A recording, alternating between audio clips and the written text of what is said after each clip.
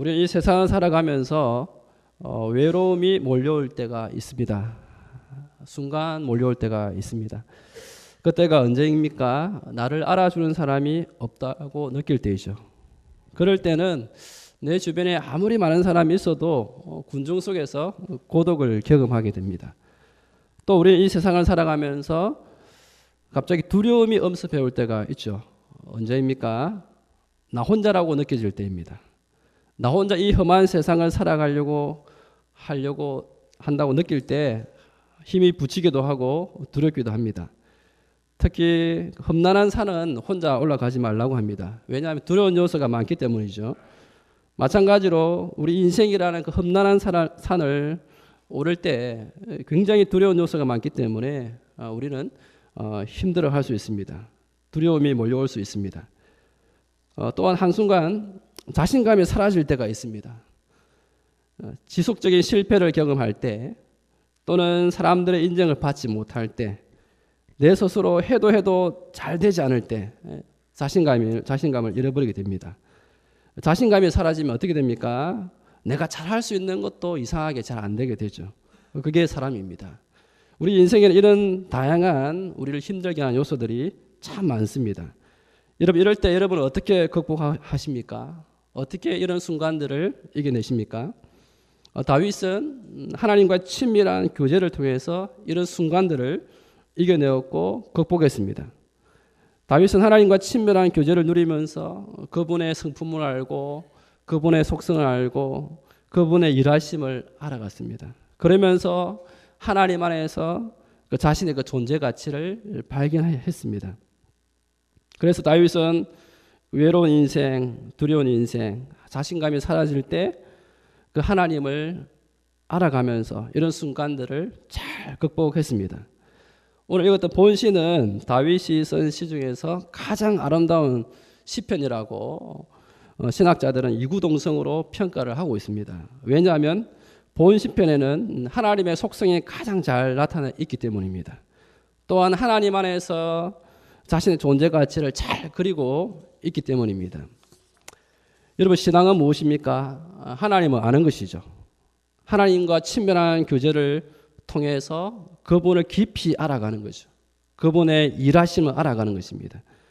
또한 하나님 안에서 자신의 존재 가치를 발견하는 것입니다. 하나님 안에서 존재 가치를 발견할 때 우리는 큰 기쁨을 누릴 수 있고 이 세상을 살아갈 힘을 얻게 됩니다.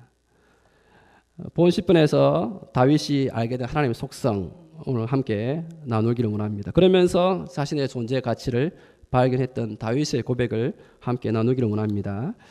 첫 번째 다윗은 하나님의 전지전능하신 속성을 발견했습니다. 특별히 전지하심, 모든 것을 알고 계신 하나님을 그는 발견을 했습니다.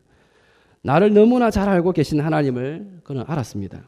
1절부터 6절까지 잘 나타내고 있는데요. 1절에 보면 주께서 나를 살펴보셨으므로 나를 아시나이다. 이렇게 말씀을 하고 있습니다. 새 번역 성경에는 주께서 나를 샅샅이 살펴보셨으니 나를 환히 알고 계십니다. 하나님은 우리를 샅샅이 알고 계신 거예요.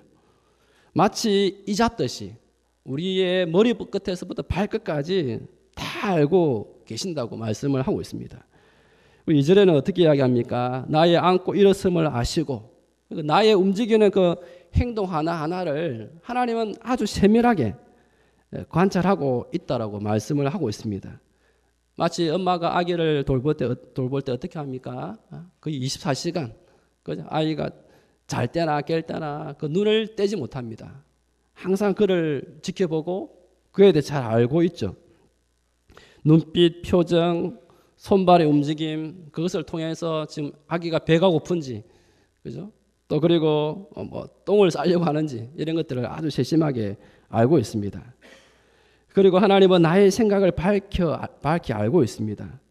겉으로 보여지는 모습뿐만 아니라 하나님 우리의 내면 세계까지도 자세히 알고 있습니다. 하나님은 나의 생각도 꿰뚫어 보십니다. 어떻게 꿰뚫어 보십니까?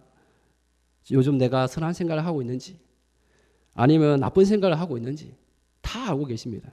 하나님 우리의 생각을 완전히 꿰뚫어 보고 계십니다. 그리고 3절에는 나의 모든 행위를 익히 아신다고 말씀을 하고 있습니다. 하나님 우리가 어떻게 살아가는지 다 알고 있습니다. 교회에서 모습뿐만 아니라 교회에서 거룩한 척 해도 또 가정에서나 직장에서나 또 다른 곳에서도 어떻게 살아가는지 하나님은 다 알고 계십니다. 여러분 자녀들이 이렇게 보면 이렇게 학교 생활이 어떻게 하는지 잘 모르지 않습니까? 그 선생님한테 물어보면 알죠. 근데 그렇지 않으면 잘 몰라요. 방에 가서 공부한다 하면서 가가지고 도대체 공부를 하는지 안 하는지, 그죠? 뭐 그런 모습들이 있습니다. 보이지 않으면 잘 모릅니다. 그러나 하나님은 우리의 속속들이 다 알고 계십니다. 어디든지 우리가 무엇을 하는지 다 잘 알고 있습니다. 여러분 그런 하나님이 감사가 됩니까? 아니면 불안합니까? 두렵습니까? 사실 이런 고백 앞에 하나님께서 우리의 모든 걸 알고 계신다 고백 앞에 사실 떳떳해야 됩니다. 근데 오히려 나의 그죠? 모습을 다 안다 할 때 오히려 하나 부끄럽기도 하고 그런 모습이 있습니다. 그러나 다윗이 이야기하고자 하는 것은 우리를 그만큼 사랑하신다는 것을 말씀을 하고 있는 것입니다. 4절에는요. 내 혀의 말까지도 다 하신다고 이야기를 하고 있습니다. 내 혀의 말까지. 이 원어적인 의미는 무엇인가 하면 내가 무슨 말을 할지도 안다는 거예요. 내가 지금 이제 어떤 말을 할지도 압니다. 여러분 관계가 좀 친밀해진 관계를 속에 나아가면 어떤가요? 대충 이쯤 되면 이 사람 이런 말을 할지 알죠. 그게 좀 친밀한 관계 속에 압니다. 하나님은 우리를 너무너무 잘 아시기 때문에 이제 어떤 말을 할지 어떤 행동을 할지도 아주 잘 알고 있다라고 말씀을 하고 있습니다. 왜냐하면 우리를 너무너무 사랑하시기 때문이죠. 그래서 마태복음에 보면 예수님은 마태복음 10장 30절에서 하나님께서 우리의 머리털까지도 다 세시는 분으로 묘사를 하고 있습니다. 저와 여러분들의 그 머리카락까지 다 알고 계십니다. 여러분 얼마나 기쁩니까? 그만큼 하나님 우리를 너무나 잘 알고 있습니다. 하나님은 요즘 주름이 몇 개인지 다 알고 계십니다. 여러분 지금 주름이 몇 개인지 그죠? 다 알고 계십니다. 건강의 상태는 어떤지 심리 상태는 어떤지 다 알고 계십니다. 또 무엇 때문에 고민하고 있는지 남편 때문에 고민하는지 자녀 때문에 고민하는지 다 알고 있습니다. 그죠? 또 신앙생활 때문에 고민하고 있는 거 무엇인지 다 알고 계십니다. 하나님은요.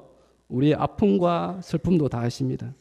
누구에게 상처받아서 가슴 앓이 하는지도 다 알고 있습니다. 무엇 때문에 고통하는지도 다 알고 계십니다. 그분이 우리의 하나님입니다.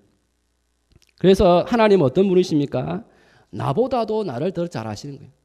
나보다 나를 더 잘 아시는 분, 나를 가장 잘 아시는 분이 바로 하나님이십니다. 다윗은 그 하나님을 고백하고 있습니다. 그리고 그 하나님 안에서 나의 존재 가치가 얼마나 귀할까요? 세상 사람들은 나를 알아주지 않을 수 있습니다.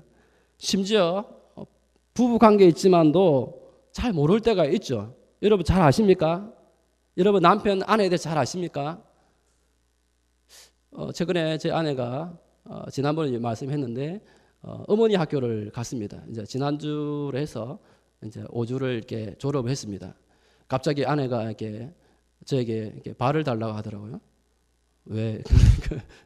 발을 씻어주는 거예요. 씻어주는 거. 그게 과제입니다. 과제. 발을 씻어주는데 이제 그 과제거든요.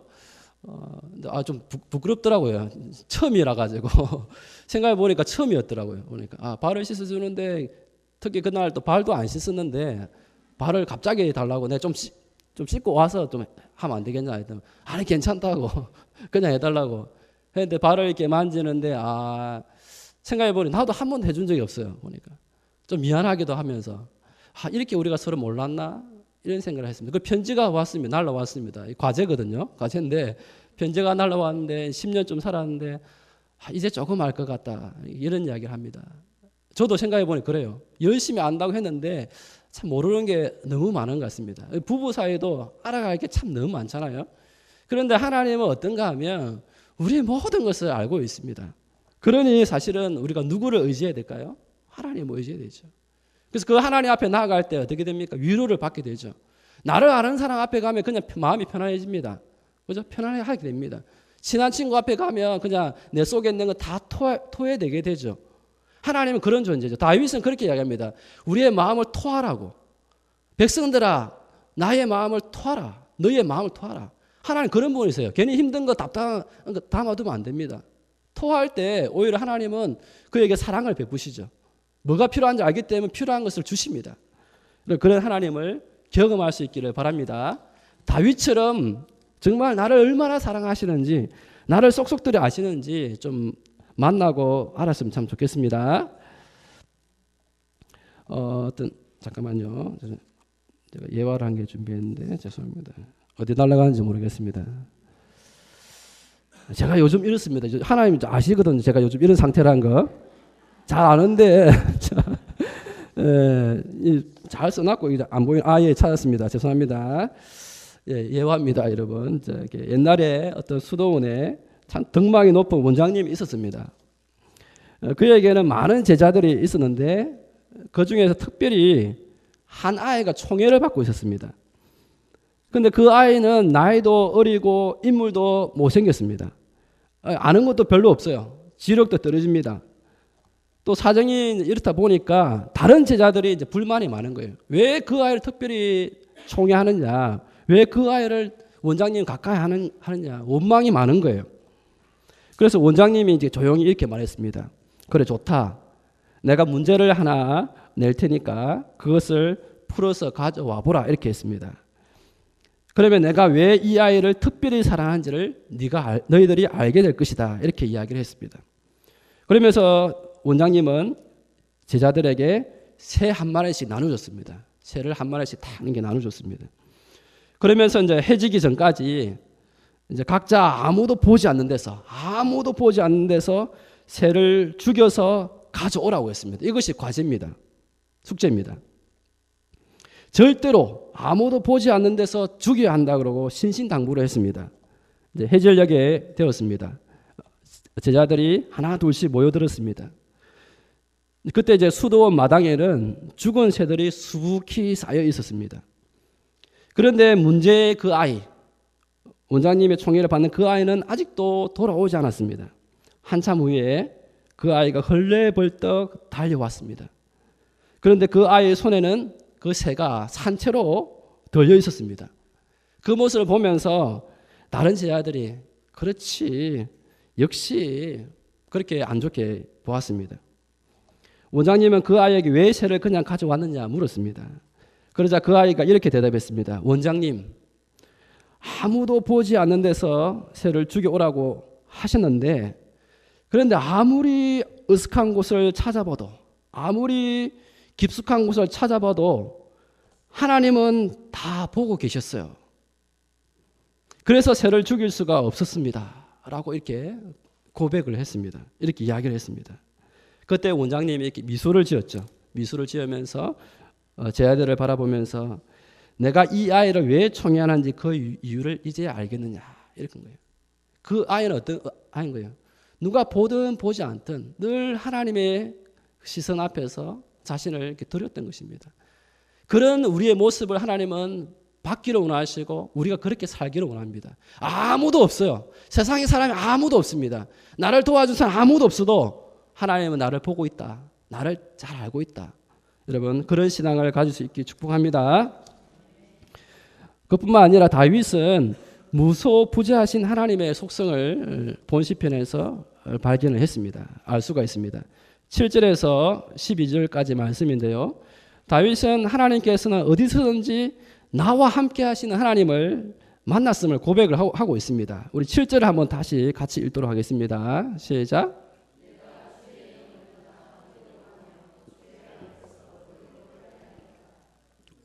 다윗은 뭐라고 합니까? 하나님의 시선을 피할 수 없다는 거죠. 하나님이 늘 다윗을 주목하고 있다라고 고백을 하고 있습니다. 8절도 같이 한번 읽도록 하겠습니다. 시작.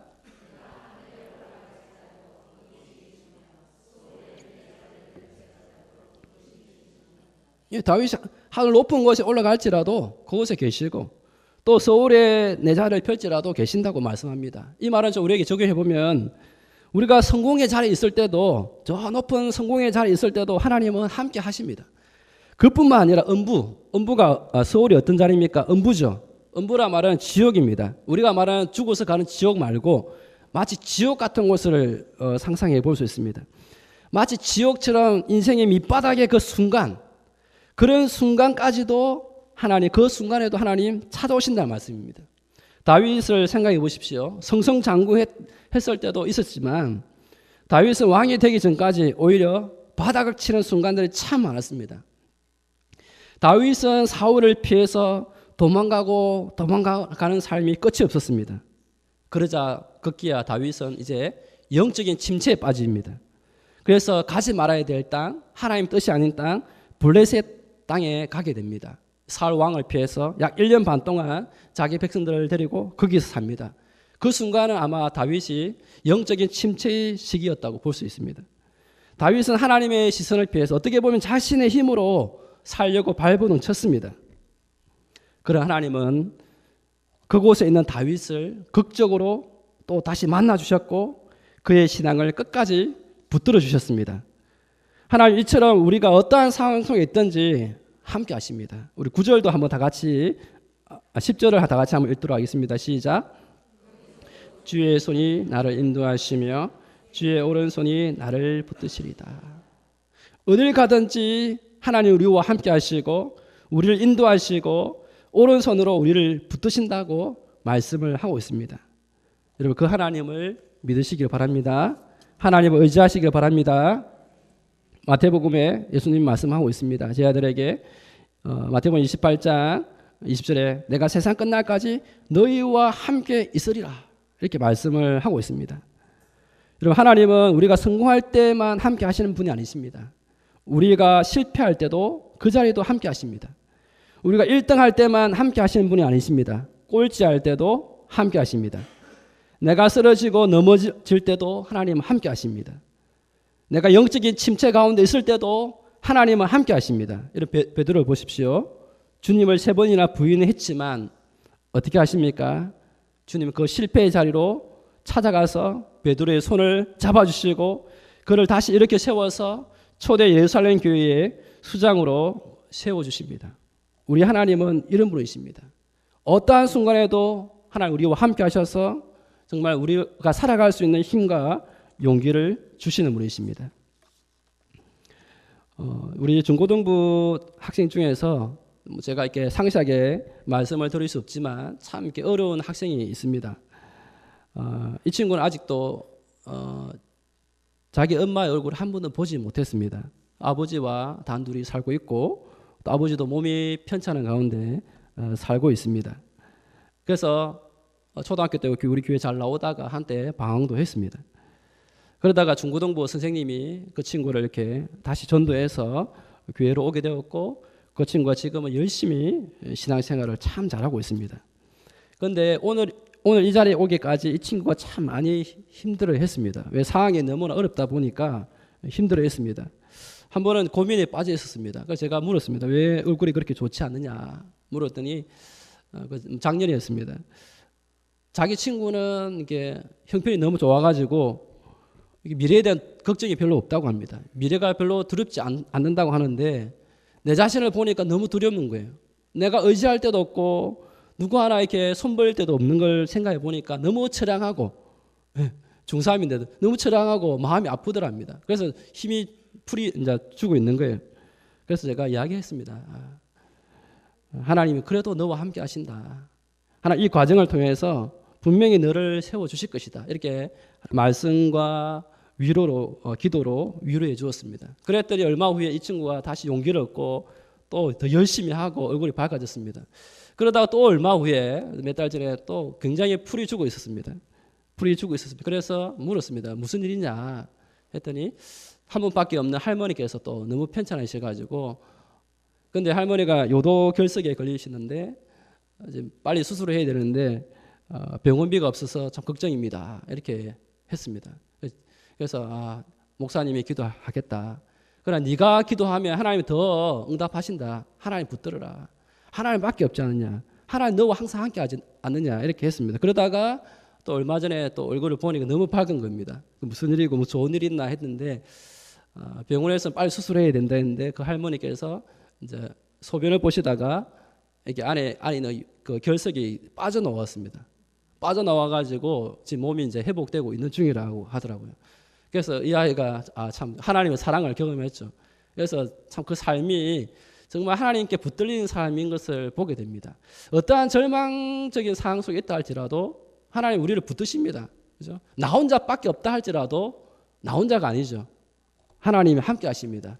여러분 그 하나님을 붙들 수 있기를 축복합니다. 마지막으로 다윗은 창조자 하나님의 속성을 발견을 했습니다. 본 시편에 보면 13절에서 17절까지 말씀을 하고 있는데요. 다윗은 나를 특별하게 지으신 분이 하나님이심을 지금 고백을 하고 있습니다. 13절인데요. 한번 다 같이 읽도록 하겠습니다. 시작.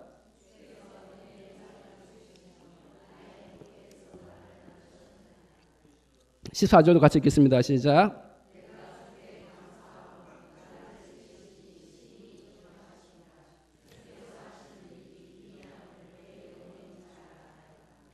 다윗은 주께서 내 내장을 지으셨고 모태에서부터 나를 만드셨다라고 표현하고 있습니다. 다윗이 태어나기 전부터 이미 하나님은 다윗을 만드시고 계셨다는 말씀이죠. 그 14절에 나를 지으심이 심히 기묘하심이라. 우리 이전 성경에는 심묘 막청하심이라고 표현하고 있습니다. 이 말은 이게 원어적인 의미는 특별하게 창조되었다는 말씀입니다. 아주 경이롭고 아주 두렵고 놀랄 만큼 창조했다는 말씀입니다. 여러분 하나님은 우리를 그렇게 지으셨죠. 아주 독특한 기질을 가진 사람으로 만드셨죠. 독특한 기질에다가 성격, 하나님이 만드신 것이거든요. 그래서 여러분의 성격에 대해서 너무 자학하면 안 됩니다. 하나님 나를 이렇게 만드셨다라고 보셔야 됩니다. 그 자신을 좀 사랑을 해야 됩니다. 다윗은 알았습니다. 하나님께서 나를 신묘막측하게 지으셨다는 사실을 알았습니다. 그래서 어떻게 삽니까? 다윗은 그냥 자신의 있는 모습 그대로 삽니다. 꾸미지 않습니다. 그냥 있는 모습 그대로 자신이 잘할 줄 아는 것으로 하나님께 영광을 돌리죠. 그래서 다윗은 다른 사람과 비교하지 않습니다. 그러니까 있는 모습 그대로 살아갑니다. 다윗이 외모도 그렇게 뛰어나지 않습니다. 오히려 그의 형인 엘리압이나 아비나답, 삼마가 더 뛰어났습니다. 그렇지만 다윗은 그런 거 비교하지 않았습니다. 다윗은 그냥 자기가 잘할 줄 아는 것, 그것으로 영광을 돌렸습니다. 하프를 치면서 다윗은 하나님을 찬양했습니다. 다윗이 노년에 이런 시적인 고백을 합니다. 사무엘하 23장 1절에 보면 이는 다윗의 마지막 말이라. 이새의 아들 다윗이 말하며 높이 세워진 자 다윗 야곱의 하나님께로부터 기름 부음 받은 자 이스라엘의 노래 잘하는 자가 말하노라. 자신이 시를 쓰면서 자신을 가리켜서 이스라엘의 노래 잘하는 자가 말하노라 이렇게 합니다. 다윗은 자신의 장점 알았죠. 강점 알았죠. 나 노래 잘한다. 하나님은 나를 노래 잘하는 사람으로 만드셨다. 그래서 평생 다윗은 하나님을 찬양하는 사람이 됩니다. 또 다윗을 보십시오. 골리앗과의 전쟁에서 어떻게 합니까? 사울이 창과 방패를 주었지만 옷을 주었지만 다윗은 그것을 받지 않습니다. 자신이 늘 할 줄 아는 거, 잘할 줄 아는 거, 물맷돌로 골리앗을 쳐 죽이죠. 자신을 정확하게 알았습니다. 하나님 안에서 자신의 그 존재 가치, 은사와 기지 이것을 정확하게 알았습니다. 그래서 다윗은 있는 모습 그대로 하나님께 영광 돌렸죠. 이 신앙이라는 것은 무엇입니까? 하나님 안에서 나 자신을 발견하는 거죠. 그런데 여러분 곰곰이 생각해 보면 세상은 거꾸로 살아가고 있습니다. 하나님을 먼저 알고 그 다음에 하나님 안에서 나를 발견하고 그러면서 이 세상에서 어떻게 살아가야 되는가 발견해야 되는데 오히려 신앙인들 거꾸로 살아가고 있습니다. 어떻게 살아가고 있냐면 세상을 먼저 공부합니다. 앞으로 이런 세상이 없고요. 그러면서 이 세상에서 성공하기 위해서 나 자신을 지금 막 만들죠. 나 자신을 꾸미고 준비합니다. 그러면서 어떻게 합니까? 나의 성공을 위해서 하나님 도와주십시오. 이 거꾸로 된 거거든요. 바람직하지 않습니다. 하나님을 그 도구로 사용하고 있죠. 나의 성공을 도와주는 분으로. 그것은 잘못된 겁니다. 다윗은 철저하게 바른 순수대로 갔습니다.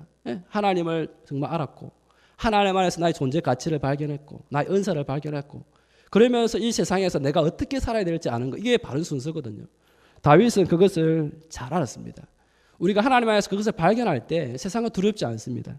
여러분 세상에서 승리하는 저와 여러분들 될 수 있기를 축복합니다. 최근에 여러분 가장 인기 있는 가수가 누군지 아십니까?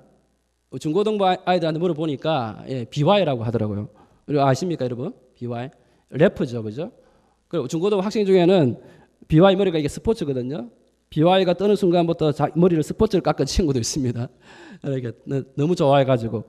이제 BY가 이렇게 쇼미더머니 5에서 우승을 하면서 점점 사람들에게 인기가 높아지기 시작했습니다. BY의 본명이 무엇인지 아십니까? 이병윤입니다. 현재 나이가 24세입니다. 그는 뛰어난 기독교 정신으로 곡을 지었습니다. 그 곡을 들어보면 아주 성경적인 내용이에요. 성경적인 내용을 그대로 작곡했는데, 그런데 이렇게 우승하는 케이스는 우리 한국 기독교 역사상 처음입니다. 주한 장로교회를 다니고 있는데 이 친구가 정말 이게 새로운 어떤 패러다임을 지금 사람들에게 전하고 있습니다. 그의 가사를 한번 들어보면요, Forever라는 곡이 있는데, Forever라는 그 가사 중에 이런 말씀이 있습니다. 내 위치는 많이 변했지만 나는 여전해. 난 일시적인 세상의 것으로 움직여지지 않아. 영혼의 것을 영원히 따라 무언가를 얻지 못해도 나는 걷지. 믿음으로 역시 주님께 맡겼지. 그가 원한다면 가고 아님 마라. 이런 건데요. 좀 말을 좀 빠르게 하거든요. 내 위치는 많이 변했지만 나는 여전히 해. 뭐 이런 식으로 합니다. 좀 어렵습니다. 나 일시적인 세상의 것으로 움직이지만 뭐 이런 식으로 하거든요. 도저히 무슨 말인지 못 알아듣겠는데 요즘 젊은 사람들 다 알아듣습니다. 이 그 BY 영상을 보면서 우리 영성이를 이렇게 키울까? 왜냐하면 영성이가 말을 너무 빨리 하거든요. 말을 너무 빨리 하기 때문에 이런 또 소질이 있다 생각이 됩니다. 그 가사를 보시면 신앙의 고백이죠. 데이데이라는 그 제목의 가사 일부입니다. 이미 가졌다고 생각하고 움직여봐. 믿음은 바라는 것의 실상이고 안 배는 것의 증거니까. 이게 그 노래의 가사입니다. 근데 이게 지금 1위를 하고 있습니다. 신기하죠. 또 우승곡에 보면 자화상이라는 제목이 있습니다. 그 가사 중에 일부분이 이렇게 되어 있습니다. 내 죄들은 이미 사하여졌어. 새로운 사랑과 축복으로 인해 내 아침엔 난 다시 나음을 입어. 난 내가 말한 것과 달라. 내 가치를 알아. 특별하고 고귀함을 가진 단 하나뿐인 자녀임을 말이야. God makes no mistake. 하나님은 실수하지 않아. 이게 가사입니다. 그런데 지금 현재 1위를 하고 있습니다. 그가 이제 1위 하고 나서 SNS에 글을 올렸는데 For the glory of God. 하나님께 영광을 이렇게 썼습니다. BY의 영상을 보면 정말 그 친구의 그 재능을 보면 정말 하나님 주신 은사라는 것을 알게 됩니다. 여러분, 우리가 하나님 안에서 나 자신의 존재 가치, 기질, 은사를 정확하게 파악하게 되면 우리 이 세상이 두렵지 않습니다. 24살밖에 되지 않았습니다. 어떻게 이렇게 세상에 큰 영향을 주는 사람이 되었을까요? 하나님 안에서 자신을 발견한 거죠. 우리 지금까지 너무나 거꾸로 살았습니다. 그 세상에 성공하기 위해서 내 자신을 다듬고 깎고 했는데 그것은 잘못된 거예요. 우리가 하나님을 정확하게 알고 하나님의 속성을 알고 그분 안에서 발견되진 나 자신으로 살 때 성공할 수 있습니다. 제가 목요일 날 교회에 세미나가 있었죠. 오이코스라는 세미나가 있었습니다. 그 세미나를 듣고 책이 이렇게 뒤에 판매를 했는데 제가 제 눈에 들어온 책이 한 개 있었어요. 뭐 거의 대부분 샀지만 제일 눈에 띈 게 뭐냐면 현대인들의 삶을 변화시키는 설교 뭐 이런 내용이었습니다. 그러니까 그걸 사고 그날에 다 읽었습니다. 쭉 처음부터 다 읽는데 제일 마음에 와닿은 게 뭐냐면 그분이 하시는 말씀이 뭐냐면 결국에는 자기 스타일대로 설교하라 이겁니다. 다른 사람들 따라가지 말고 모방하지 말고 자기 스타일하고 안 맞는 옷을 입으면 안 된다는 거죠. 결국엔 내 스타일대로 사는 겁니다. 설교자도 마찬가지고 성도들도 마찬가지고 오늘 우리 하나님께서 나를 지으신 모양 그대로 살아가게 되면 반드시 자유함이 있고 기쁨이 있고 성공이 있습니다. 저와 여러분들 아직도 하나님 안에서 자기를 발견하지 못했다면 정말 다윗처럼 하나님과 친밀한 교제 속에 나아가 그분의 속성을 알고 자기 자신을 더욱더 발견하여서 이 세상을 승리하는 저와 여러분들 될 수 있기를 축복합니다.